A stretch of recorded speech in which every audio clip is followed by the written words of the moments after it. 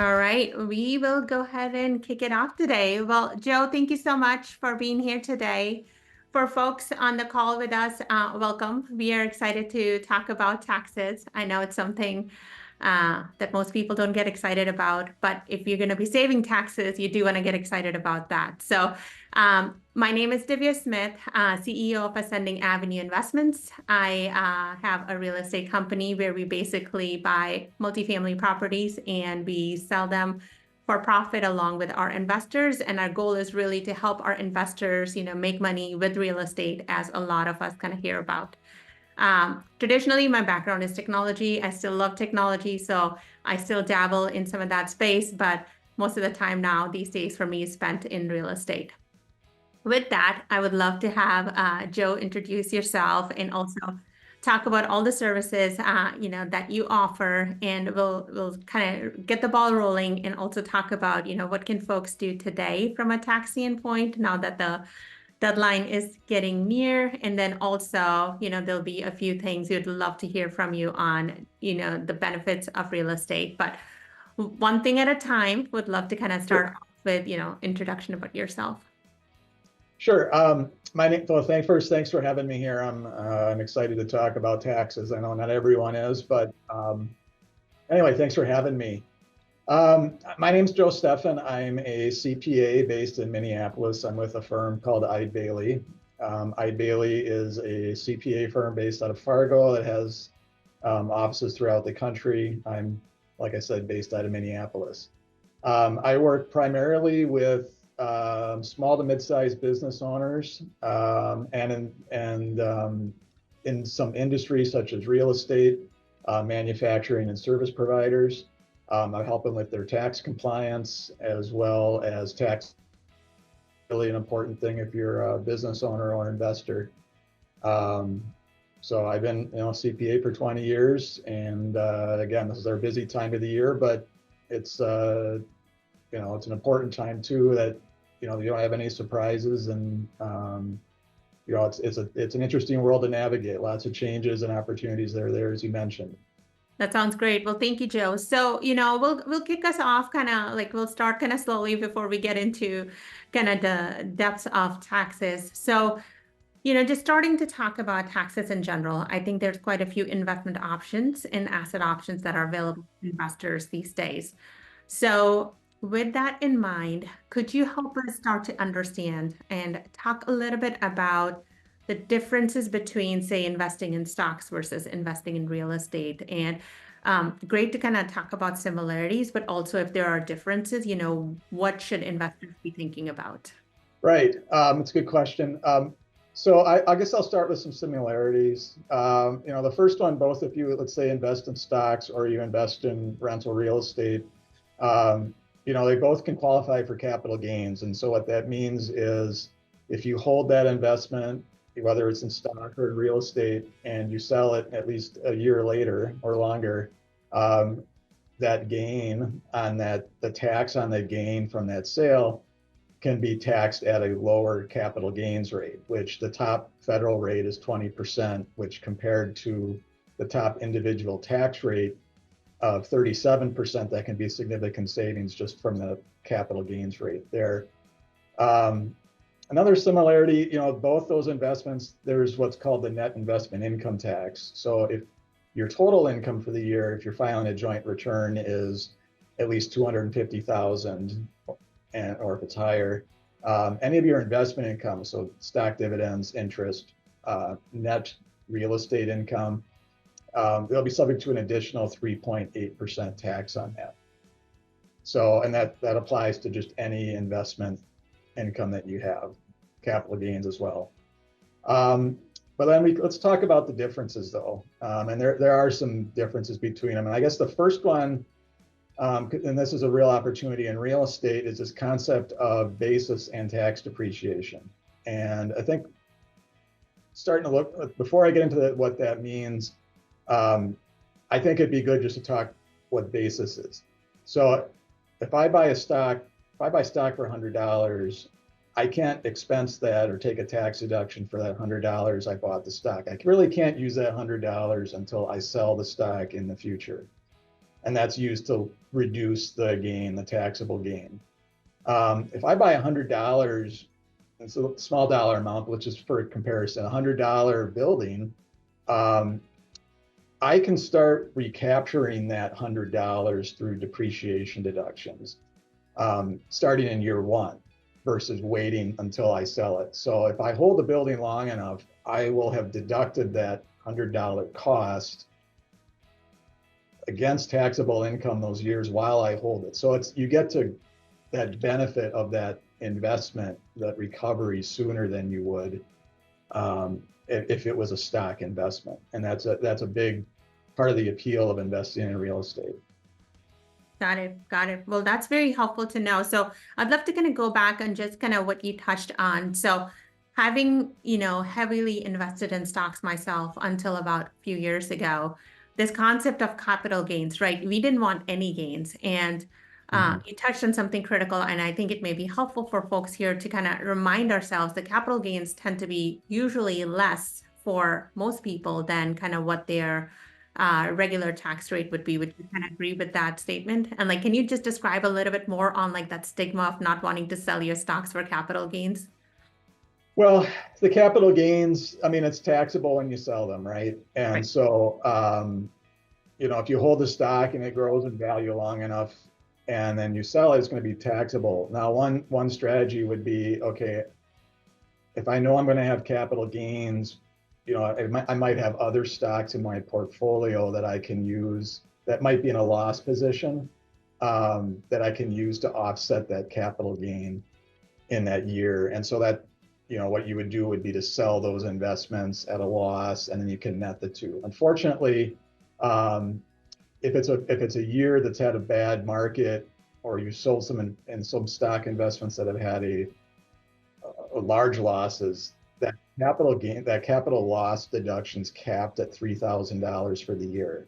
Yeah. And then the excess is carried forward, and it's capped at another $3,000. So you don't get immediate benefits a lot of the time from losses on stock transactions. Got it. Got it. Well, thank you for sharing that. Yep. The concept you kind of talked about, I've also kind of referred to it as tax harvesting. So kind of through the stocks. So thank you for sharing that. The second thing you talked about, just to touch a little bit further, you talked about this additional tax that's applied, which is the 3.8%. Can you help us understand? So this is the regular tax amount plus 3.8 in addition to whatever your capital gains bracket would be. Right. And so I said that tax kicks in, or it applies to people that have total gross, total income. So not just from investments, but total income. So if I have a W-2 that's 300,000, I'm over that, and I'm filing a joint return, I'm already over that $250,000 threshold for when that tax applies. So let's say I have my $300,000 W-2, and then I have $10,000 of capital gains, and that's investment income. So that 3.8% tax would apply to that $10,000 of capital gains. So rather than paying the tax on that at the 20% that I mentioned earlier, the capital gains rate, I'm really paying 23.8% on that. Wow. Okay. Likewise, if I have interest income, which is not capital gain income, so if I have interest on savings account, for example, and I'm in that top 37% bracket, well, that 3.8% gets put on top of that. So I'm really paying 40.8% on that interest income versus 37. So, and unfortunately that tax is there. Like I said, it starts at 250. People that are below that don't have that tax, but again, if you have a joint return, so you look at both spouses' income, a lot of people get it. Higher number. Yeah. Understood. Well, thank you for sharing that. And I think at I think the later half of the conversation, we'll talk about some of the strategies to kind of help think through some of those scenarios. But let's also kind of follow through on the conversation where you talked about how is real estate different from a taxes perspective and kind of what benefits it provides. So if you can kind of help us understand, some of the benefits that are more available to real estate versus that may not be available in stocks. Yeah, I'd say that I'll go back to the depreciation, what I had mentioned when comparing the stocks. And so what depreciation is it's really cost recovery, and it's recovered through tax deductions that can reduce your tax income for the current year. And how that number is determined, the IRS publishes tables. They come up with a methodology to use to determine that deduction. So if it's depreciation of rental real estate, that they use a life of 27 and a half years. So you take the cost of the building, you divide it by 27 and a half. That's the tax depreciation for the year. There's an opportunity though, to take more tax depreciation. This is called bonus depreciation. And bonus depreciation is part of the tax code, but it's there for assets that have a shorter life. And so in rental real estate, you'd be looking at things such as landscaping, parking lots as part of the property, or certain fixtures, flooring, some light fixtures, furniture, appliances that are part of that rental real estate property. And rather than taking that depreciation deduction over time, it lets you take all that depreciation in year one, or at least it was up until 2023, where you could take 80% of that cost in year one and then the rest of it over the subsequent years. So the timing of those deductions really gets sped up, and it may generate a tax loss from that investment or that real estate rental investment, even though it still may be cash flowing. And I think that's where the opportunity is in real estate. Is you can have a cash flow positive investment that kicks out a tax loss or zero tax income for the year. That makes sense, Joe. So if I could just summarize, because the information you shared is extremely valuable, and if I'm trying to kind of reword that, which is basically there are certain portions of real estate you still need to kind of depreciate over 27 and a half years, but then there's others that have a shorter time span, and out of which some of them may even apply, and you could take the bonus upfront of 100% up till last year. This year, I know we're looking at 80%, but there's legislation kind of in play to see if they can push it back to 100%. So usually when folks are able to take that depreciation, I'm assuming it's certain percentage of the value of the property, because you can depreciate land, you can depreciate certain items. So can you just share a little bit more, like what can investors usually expect for the percentage kind of on depreciation? Right. So, and we'll stick with the residential rental real estate. So let's just assume it's a $1 million building. And it's a building that's purchased. And as you mentioned, there's different components or things that make up that building, that property. One of them is obviously the land that it sits on. And land, unfortunately, can't be depreciated. And so the exercise that you go through is, okay, I have $1 million total cost. How much of that $1 million was for land? How much was for the building? And then within the building, whatever you allocate to the building, and usually it's going to be something maybe 90%. It depends kind of how much land there is, location, that, but let's just say 90%. So that would be 900,000 going into the building, 1 million into land. And within that 900,000, okay, what makes up that 900,000? Is it, like I said, the shorter asset lives, flooring, light fixtures, landscaping? If there's a parking lot or sidewalks, you can carve that out as well. And so on a residential rental real estate, that might be 20% or so of the building. It can vary, but let's just say, so it's 20% of 900, that's 180,000. That would be potentially eligible for this bonus depreciation. And so in a year where, you could do 100% bonus depreciation in year one, that's 180,000 of deductions that is available versus the building, which is spread out over 27 and a half years. And so you're really front loading that cost recovery, that depreciation deduction into year one. And if you already have another rental property that you acquired in a previous year that maybe did the same thing, well, even though it may have used a lot of this bonus depreciation, and so maybe there is some tax income coming out of that now, well, you can use this loss, maybe that's generated from these deductions in this new investment to offset the income from this other rental investment that you have. And the net result is it shields that other source of rental income from tax this year. Yes. Yeah. So, I mean, thank you for sharing that. And, there's a lot of magic that's behind some of this. And it's also a little bit complicated, which is where, having great CPAs, especially who do tax strategy with you, can be helpful. But a point that you shared, for example, so let's say a property that's $1 million, and after kind of said and done, maybe there's roughly 180,000, I'll just say 200,000 for simplicity, Yep.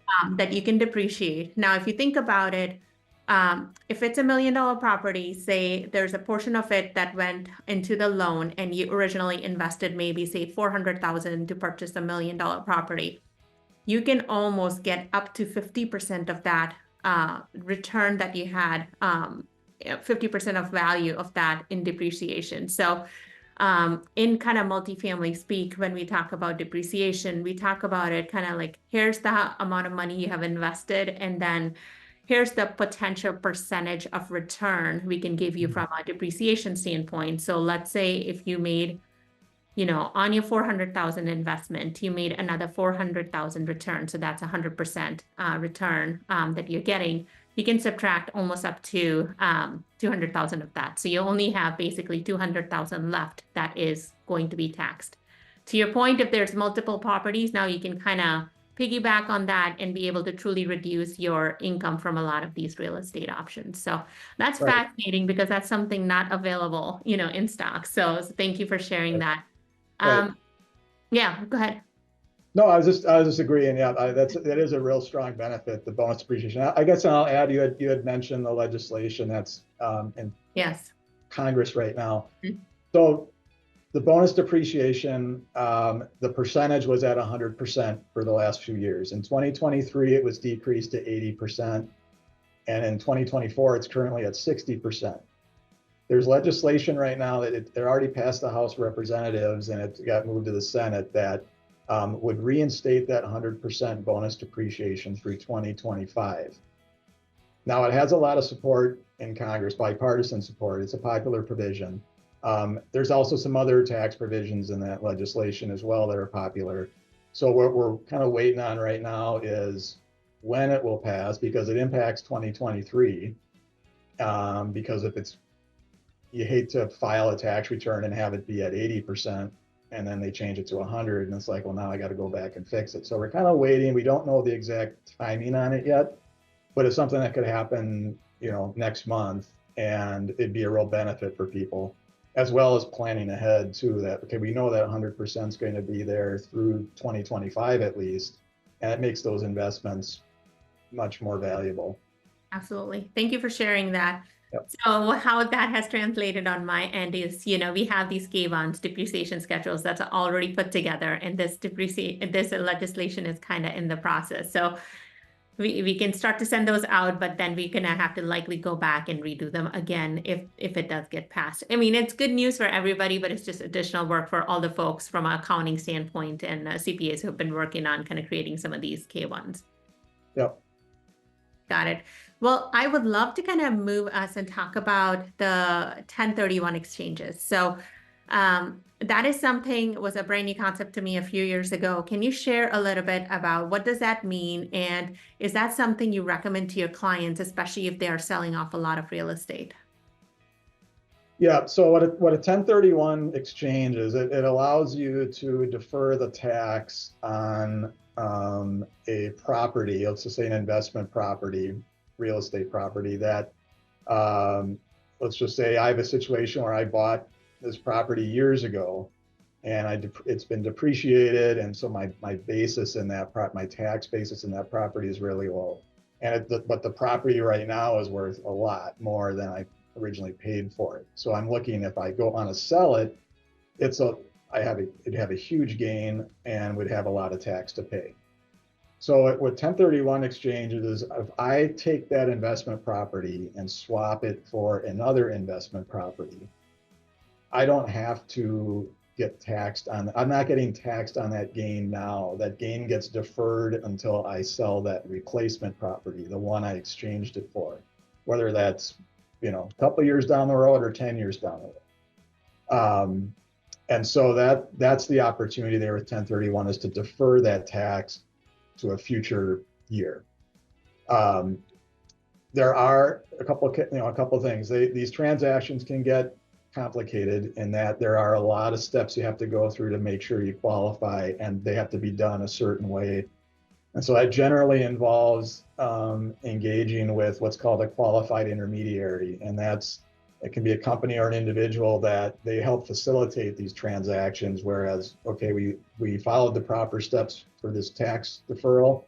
They help you with the locating a replacement property, and can provide the paperwork for your tax preparer, CPA, to make sure it's reported correctly.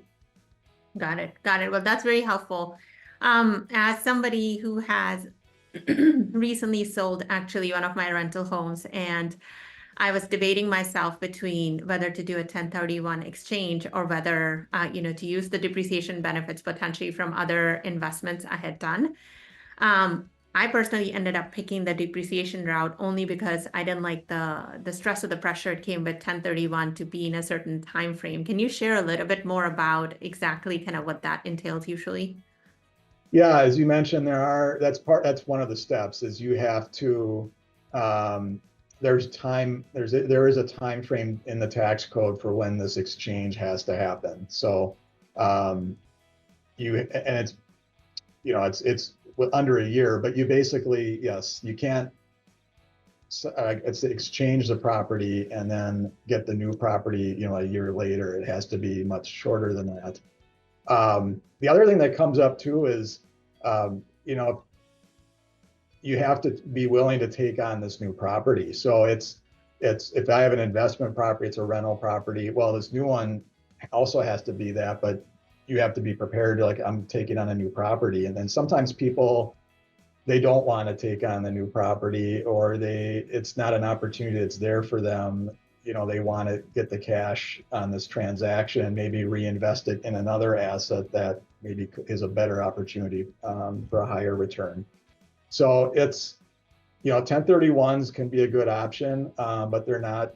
Sometimes it's a better investment decision to, like you said, instead pick up the tax on the gain, but maybe you have a new property that you purchased that can provide this bonus depreciation or other deductions that can offset this gain that you got from selling it, and you kind of end up in a better spot. Yeah, thank you, Joe, for sharing that. I think that time frame is either 60 days or 90 days. Don't quote me on it, but I thought it was pretty short. Yeah, there's a time, there's a limit. I don't have it.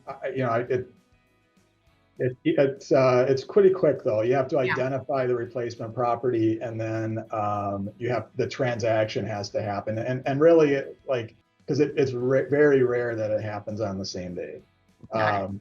Because what happens is, if you do go through the exchange, let's say you sell the property, well, those funds don't come to you. The funds go into basically an escrow account that qualified intermediary holds.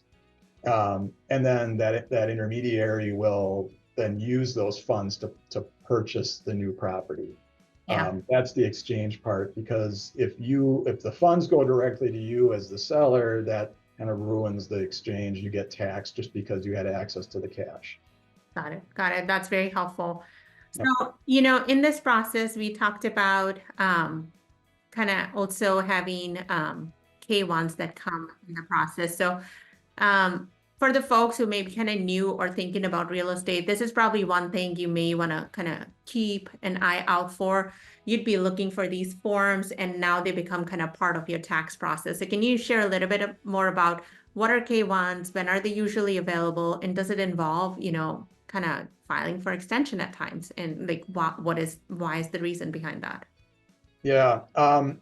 So K1, let's just say it's an LLC that owns this rental real estate. And so the LLC will file a tax return. And so that on that tax return, it reports the income and deductions. And then the Schedule K1 is included with that tax return. And that's the schedule that goes to all the owners of the LLC.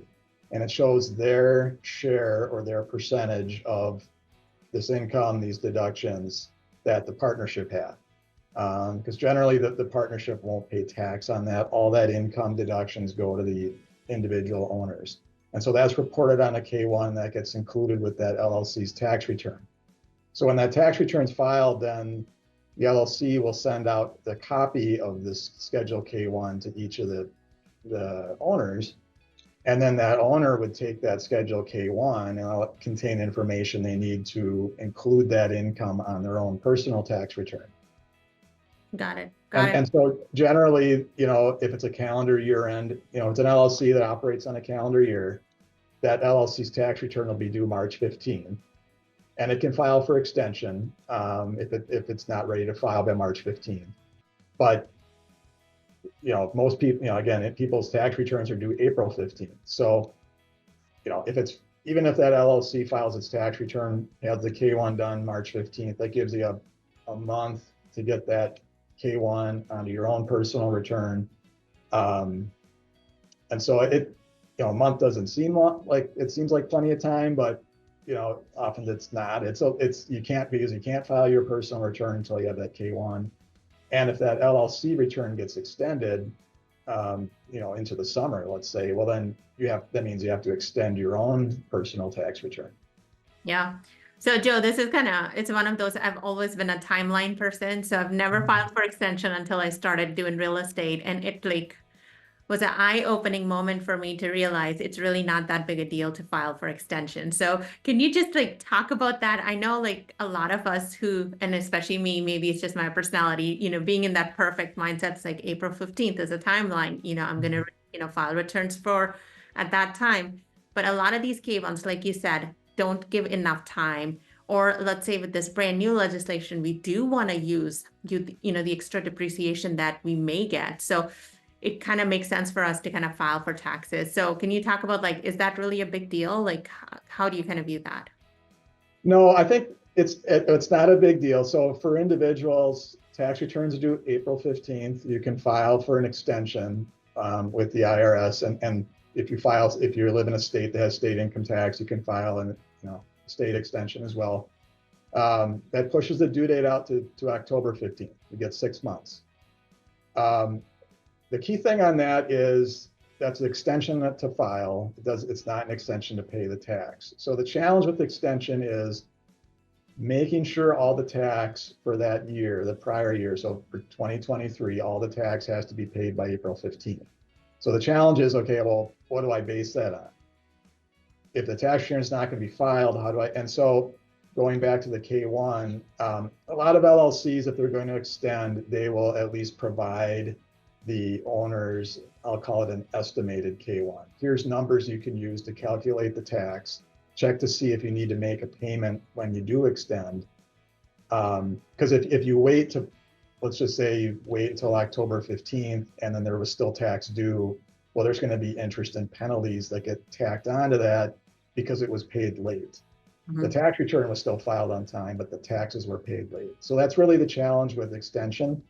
And, again, I work with a lot of clients that extend for different reasons. A common one, though, is the fact that the K-1 won't be ready before April 15th. Yeah, thank you, Joe. Yep. And, for me, it was the similar position as well. The K-1 wasn't ready last year. We filed for extension.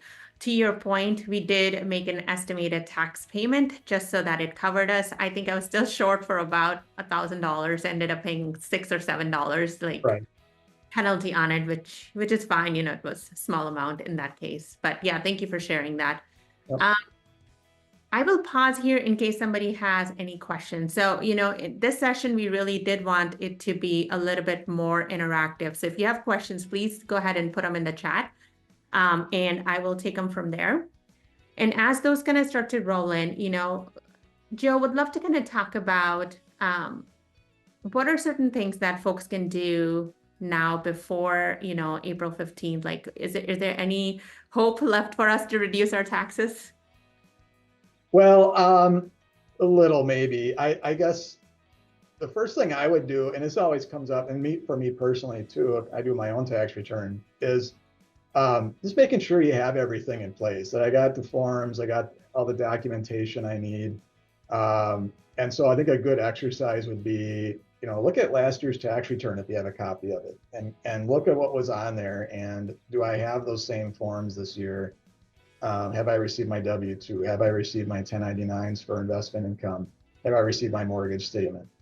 And, just it's better to deal with that now than trying to scramble right before the taxes are due and try to track it down. As far as actual things that can be done, the best opportunity really is before year end, but right now, there's things such as you can contribute to an IRA, or if you're self-employed, there's, any qualified plan, you can make contributions by the tax due date. If you're eligible to be in a health savings account, you can max the contribution to that by April 15th. And those are deductible. So, but generally that's kind of about it at this point, is just making sure you have your documentation in place. And then, like I said, there's IRA or other retirement plan contribution options in the HSA. Got it. And then it's an opportunity to look forward to 24. If you're in a position where, let's say I have a lot of investment income,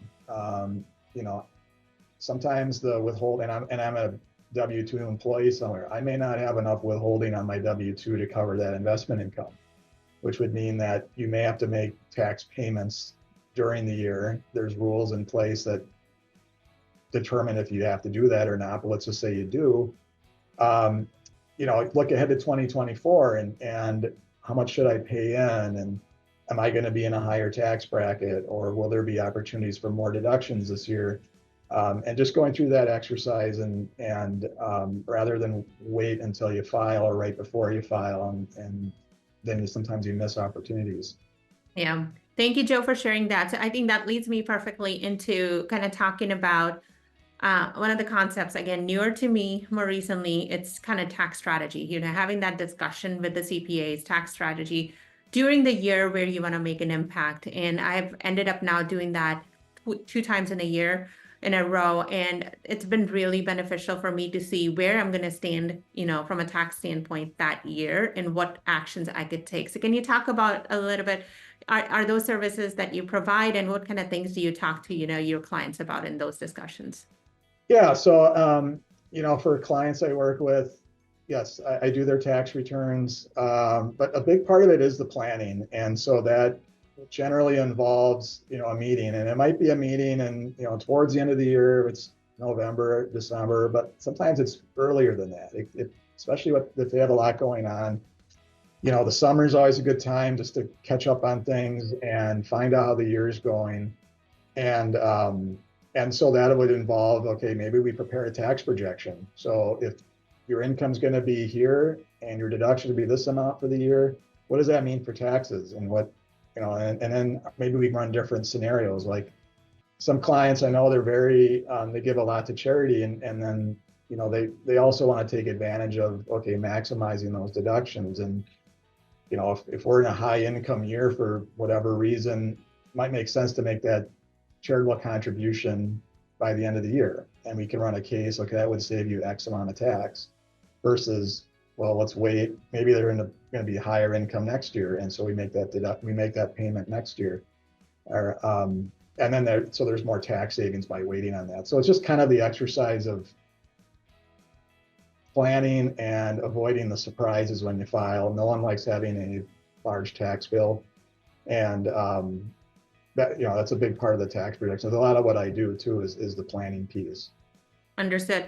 And Joe, I couldn't agree more. I've been surprised quite a few times, which is why I've now kind of been in this planful approach, in this space. So, Right. Are there any questions on the phone, or I haven't seen anything on chat come through, but are there any questions on the phone anybody would like to ask? I'm assuming folks can unmute themselves, but I'll just double check that. One of the things, Joe, I personally really enjoy talking to you about as well is, all the options that are available to kind of reduce taxes and discuss those opportunities. But to your point, it does need to happen ahead of time. So I agree with you. I think summer is a great time. I'm assuming from a CPA accounting perspective as well, it's in between when the 2 tax deadlines are due. So it's a good time to have those discussions. Agreed. Yeah, our busiest times are typical, are now, through the first set of due dates, March 15th, April 15th. And then it'll get busier as we get closer to September 15th and October 15th. But the summer's always a good time to connect and just see how the year's going and then start the planning process. Got it. Awesome. Well, I just want to take a moment. If you did find this helpful with Joe, please just say yes, in chat, just so that I know, this was helpful. Joe did take out, extra time to kind of have this conversation with all of you. And we also want to make sure we continue to bring, more speakers like this to you. So if you found this helpful, just say yes in the chat. I'm excited to kind of have Joe here. And then in this process, we will also share kind of a web recording with all of you. So there'll be tips available through that. Joe, if folks wanted to talk to you, how can they reach out to you? The best way is my email. Maybe I can just put that in the chat, but it's J Steffan, so letter J, Steffan at Eide Bailly, EIDEBAILLY.com. Wonderful. Wonderful. Thank you, Joe, for that. And I will make sure to include that as part of the notes for this webinar as well. We appreciate your time and thank you everybody who joined today, and let us know if there's new topics you're looking for us to kind of bring to you. We will make sure to include that in our future webinars. Great. Thank you, everybody.